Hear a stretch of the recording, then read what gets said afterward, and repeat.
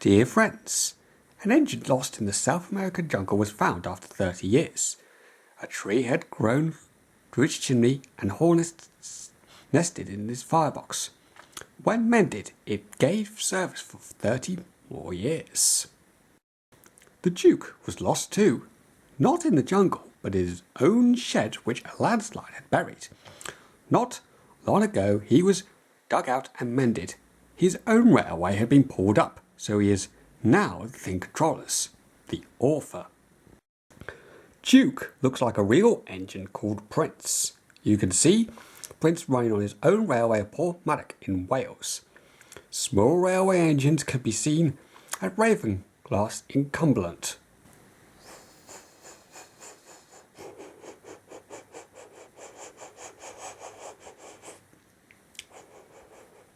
Granpuff.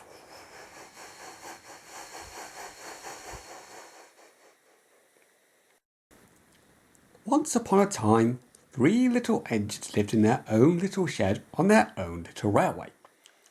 Duke was brown, Falcon blue, and Stuart green. Duke was the oldest.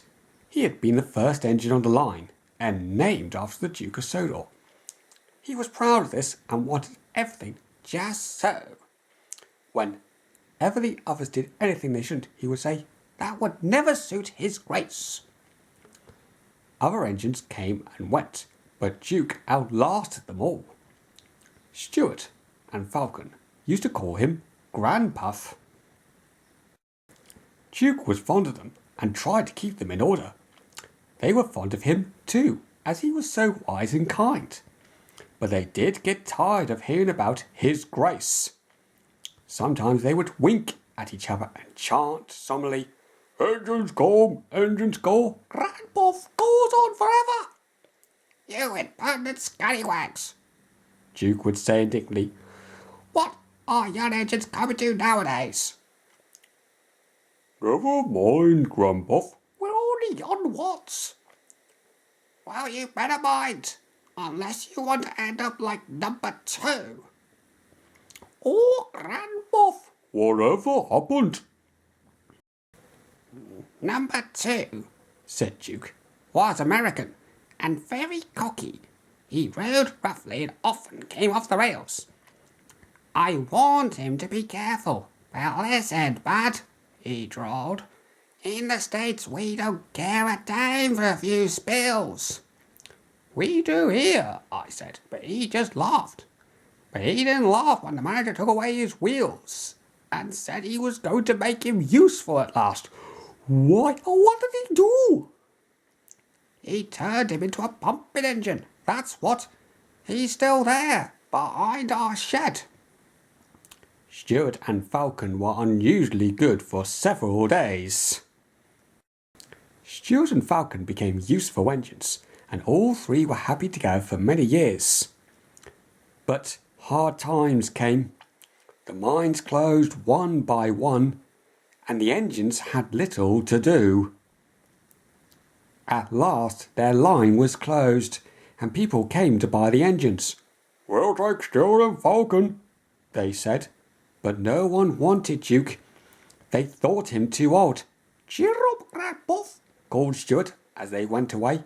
"We'll find a nice railway, and then you can come and keep us in order." They all laughed bravely, but not one of them thought it would ever come true. Duke's driver and fireman oiled and greased him. They sheared him snugly and said goodbye. They had to go away and find work. Duke was alone, locked up in the shed. "Where's his grace?" he wondered. "It's not like him to forget me." But his grace had been killed in the war, and the new Duke, a boy, hadn't heard of his little engine. "Oh well," said Duke to himself, "I'll go to sleep.